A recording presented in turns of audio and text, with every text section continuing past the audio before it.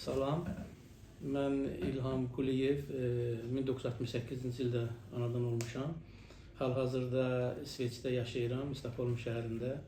2013-cü ildə onurğadan disk proktu ilə əməliyyat oldum. Çox yaxşı idim. Bu son illər doktorun dediyi kimi özümü gözləmədim. Bu ağrılar yenə başladı.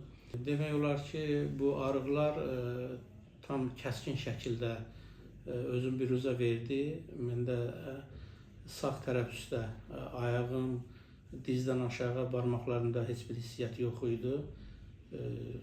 Çox kəskin ağrılardı. Hal-hazırda Azərbaycandayam. Burada bir çox klinikalara getdim. Bəzi klinikalarda təsvir olsun ki, mənə 24 saat müddətində əməliyyat olmağıma təklif elədilər. Lakin mən qəbul etmədim. Gəldim Vertebra Doktor İradə Onurğa Tibbi Mərkəzinə.